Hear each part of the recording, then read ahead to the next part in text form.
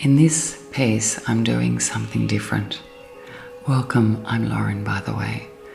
This is called Panic Understanding the Storm Within. I thought I'd do a little preamble before we start.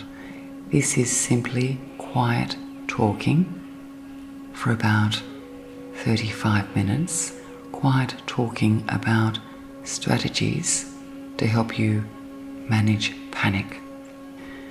It has been designed to be listened to before sleep and to comfort. With that, welcome and let's start. For the sake of habit and because I always start in a certain way, let's start with the famous mantra, sit down or lie down comfortably, and we will begin. Listen to all those cockatoos. There is no way I'll be able to edit out the sound, so this is the sound of regional Australia. Welcome. Good morning. I'm using my special microphone in this piece, and it's early morning, and there are a lot of sheep just outside the window. To me, the sheep sound somewhat like zombies.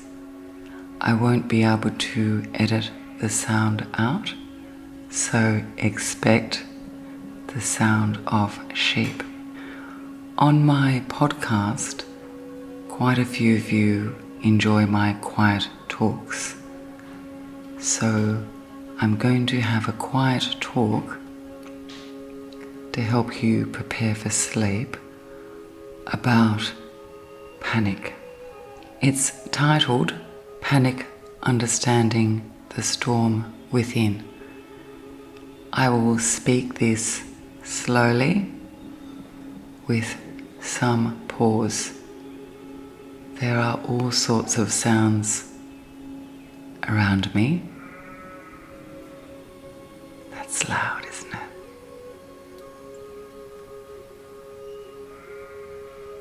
Isn't that interesting? Listening to the sheep. And I can hear the wind also. Panic, understanding the storm within. Do you feel panic? Do you ever feel panic? I know I do at times. I find it interesting because I try so many strategies to manage panic, and yet it continues to rear its somewhat not so pretty head. I've got some notes here I'll be reading and also making it up as I go. Panic is an intense emotional state that can feel like a sudden storm breaching the calm waters of life. Seriously?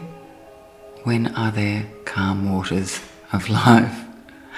I think the waters of my life are somewhat cacophonic and stormy.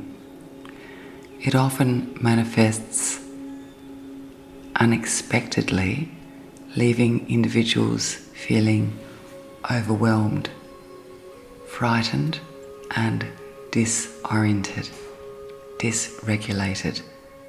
It makes it harder to remember clearly. It makes it more difficult to focus and work out the answer. Understanding the nature of panic is important for those who experience it, to understand that it is in some ways a normal human response, as well as for loved ones who may want to offer support. The way we help others who feel panic and the way they may help us. Panic can also be a learned response, so it can become a go-to a habit. Oh, what a lovely habit.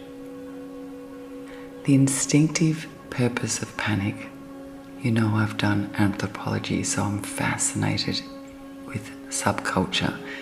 The instinctive purpose of panic. Panic serves as an instinctive response rooted in our need to survive. So just like the sheep next door, if I was to go out and say boo, they would all run, and some of those sheep would run simply because other sheep are running. A herd response, and we have that herd response. We can learn panic. We can learn panic from our care providers, from the media, and we can also choose to be socialized into panic, and we can panic for reasonable cause as well.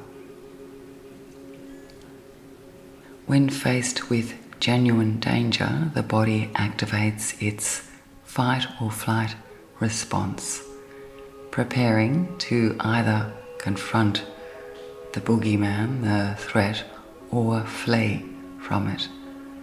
This is a primal reaction, and it's essential for survival. So if we had no panic response, there would be something very, very wrong. It's about monitoring when the panic response is necessary, when it is helpful, and when it is not so helpful.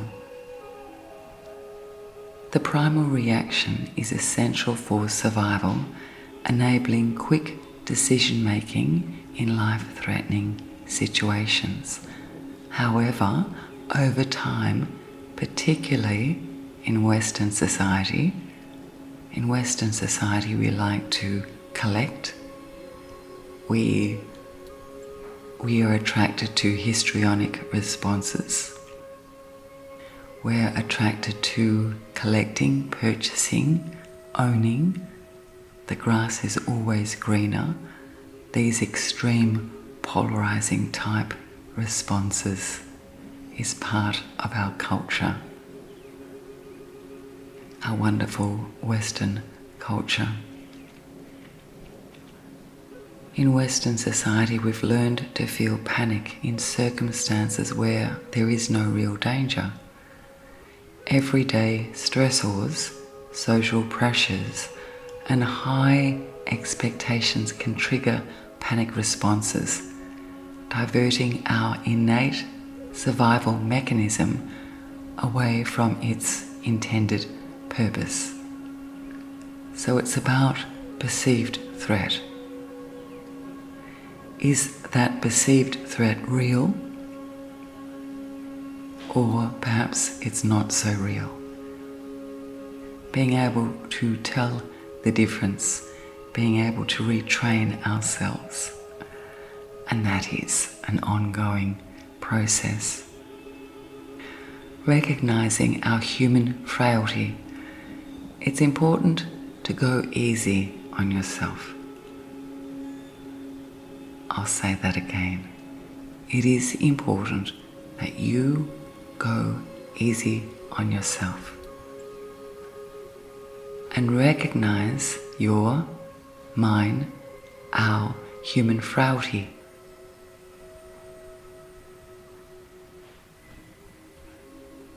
All of us are animals, biological creatures governed by hormones. Yes, wild cockies in the background. This is Australia. We are animals, biological creatures governed by hormones and instincts.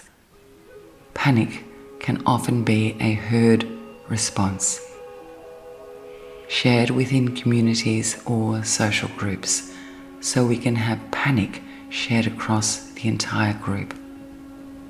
The first step in managing panic is to identify it as a herd response.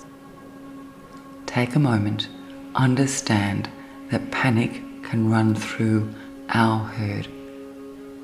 just like my horses, just like the sheep next door. It is a natural herd instinct. Recognize that and work with it. It is an instinctive reaction that many experience. The next step is to assess whether this response is useful. Is this response useful for you in your current situation? Understanding that panic is a shared experience can sometimes help diminish feelings of isolation and shame. Sometimes we feel guilt, isolation, or shame in association with panic. We think, why can't I control my feelings? Why is this happening again? Let's take pause and recognize this is a normal response. Take a breath, recognize it. Moreover, panic can become a learned behavior, reinforced by repeated experiences. Recognizing these patterns is crucial for addressing panic effectively.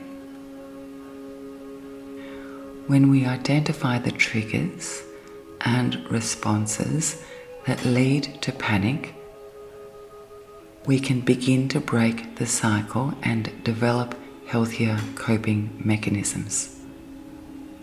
As I go through my morning, the house creaks, so you're going to hear creaks because I'm not going to edit this piece. You'll hear sheep and cockatoos and creaks. So just see these sounds, perceive these sounds, and choose how to internalize what you hear. When we identify triggers and responses that lead to panic, we can begin to break the cycle and develop more balance and healthier coping mechanisms. The experience of panic attacks. Panic attacks are episodes of intense fear that typically peak within minutes, often occurring in situations that pose no real threat. And now we have crows and creaks. These episodes of intense fear can include a variety of physical symptoms such as rapid heartbeat, shortness of breath, dizziness or lightheadedness, chest pain or discomfort, nausea, chills or hot flashes, a feeling of detachment from reality. Sometimes an out-of-body feeling. Is this really happening? Is this real? Sometimes you may feel a little, open quotes, crazy, close quotes. These symptoms can be so overwhelming that individuals may fear losing control, may fear having a heart attack. Understanding that these feelings are a result of panic and not an actual threat, this is important for managing panic effectively. Being able to look down upon panic and seeing panic as separate to you, an animal response, a hormonal response. Common triggers of panic. Panic can be triggered by many things, many factors, including stressful life events, major changes such as job loss, perhaps divorce or the death of a loved one, can act as a catalyst. Phobias, specific fears, like fear of flying or heights, public speaking or similar. Health concerns, Chronic health issues or sudden medical emergencies can heighten anxiety levels, leading to panic. Environmental factors, crowded places, loud noise, unfamiliar settings, even changes in the weather can provoke feelings of panic in some individuals. It's not about blame or fault, it's about understanding, identifying, learning, reframing, redirecting. Coping strategies for panic. Recognizing and managing panic involves several strategies that may help you regain control. Breathing exercises. Practicing deep, slow breaths in a way which you find comfortable can help calm the nervous system and mitigate panic. Techniques such as breathing in and holding for a couple of moments, breathing out and holding for a couple of moments. It's important with breathing exercises that you feel okay with the process, that you do not feel attached to any strategy. Go easy on yourself, forgive yourself, and try to look down on the experience rather than being involved in the experience. Grounding techniques. Grounding exercises help anchor individuals in the present moment. This may involve focusing on physical sensations, such as feeling the ground beneath, feeling your feet, describing objects in their surroundings in detail. So when you're feeling panic, you may look down and say, I have 2 hands.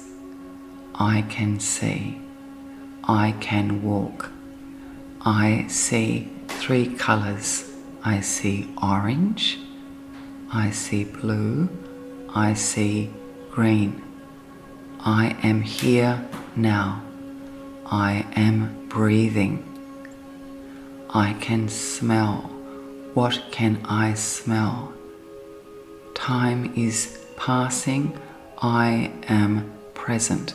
So what you're doing is grounding yourself, bringing yourself into the now. Do so gently, without placing expectations on yourself.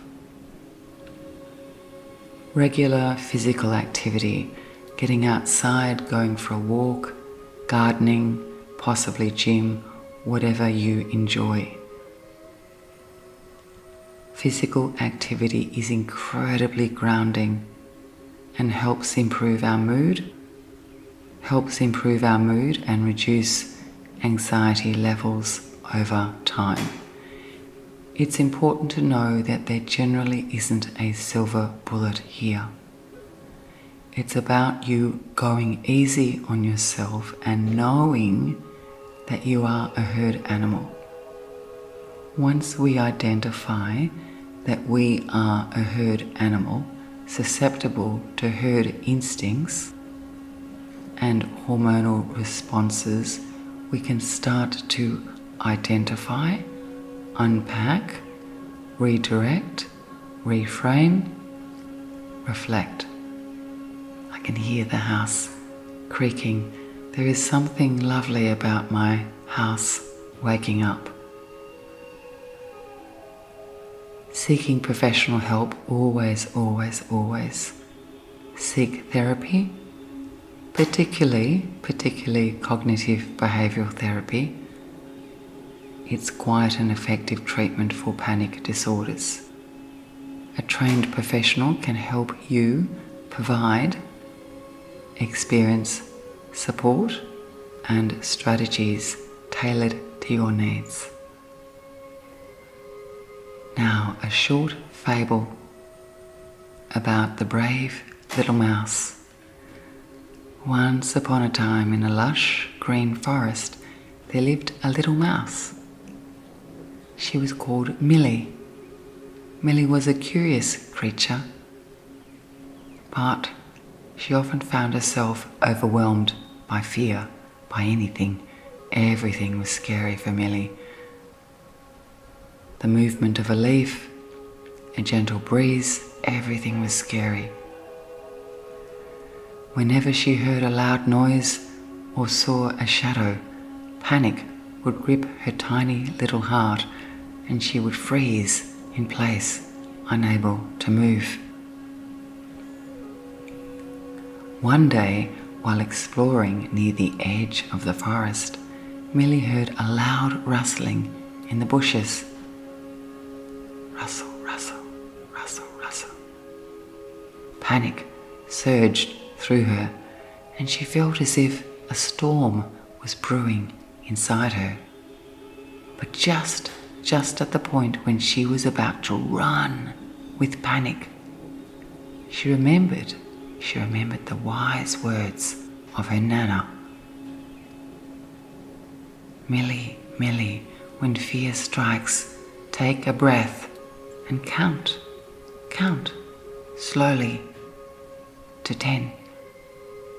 Millie closed her eyes, took a deep breath and began to count slowly. As she did, she felt the storm ebb.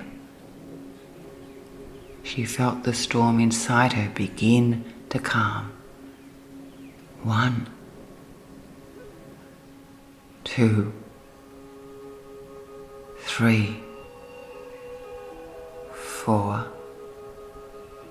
5, 6, 7, 8, 9, 10. She opened her eyes and she looked around, realizing the rustling was just the wind playing with the leaves.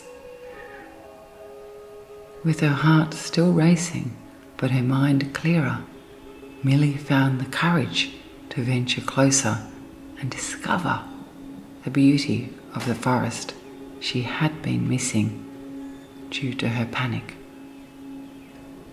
She started to open her eyes and see life as it truly is.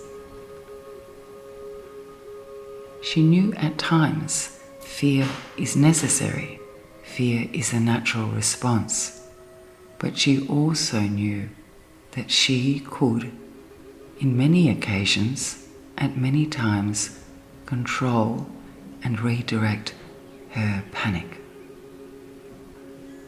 From that day on, whenever panic threatened to overwhelm her, Millie would remember to breathe and count and notice. Breathe and count and notice. Breathe and count and notice. No matter how life can become adverse, how hard life is, we can breathe, we can count, we can notice. Breathe, count, notice. Cockatoos in the background here. Millie learned that while storms may come, they also generally pass, and Millie could always find her way through. Perhaps when we find our way through certain adversity, it is difficult and the outcome is one of loss. We can still manage the way we get through. It doesn't mean that we will do so perfectly. It's not about perfection. Sometimes it's not about peace. Often it is about resilience, And with resilience comes breathing, counting, and noticing. Coming into this present moment, categorizing life rather than catastrophizing. And this, of course, is a work in progress.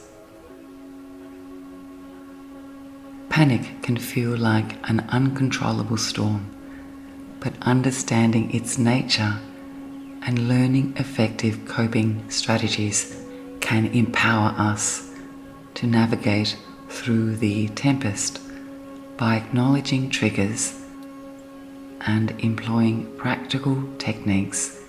We can transform our experience of panic from a paralyzing force into a manageable aspect of our life. Through awareness and education, we can better understand the storm within us and help ourselves and each other find calmer seas. Just like Millie the mouse, we can learn to face our fears and discover the beauty that lies beyond panic. It's important to remember that while panic was once a vital response to danger, its misapplication in our modern life, in our Western lives, can be addressed and managed, allowing us to reclaim our peace of mind. Recognizing our shared experiences and understanding the patterns of panic can lead us towards a more compassionate relationship with ourselves as we learn to navigate life's challenges. In life today, there is so much loss, there is so much estrangement, so much cutting off, ghosting, turning our backs on others. It's important to take a moment and recognize that the behavior of others is their choice and not within our control. Our need to belong is strong and is a heard response. It's important that we take a moment to reflect upon this need to belong and recognize it. There is growing isolation in Western society. All we can do is live in the moment as it is presented to us. Life is not easy. We all age. At times we are isolated, and loss cannot be avoided. But what we can do is walk through panic, understanding that it will pass. This too shall pass. Take a breath, as flawed as that breath is. It's okay. Be comfortable in your human frailty and take just one small step forward. Just one small step. Feel the ground beneath you. Notice its earthy texture. Feel the swing of your arms, the movement of your shoulders, and step forward.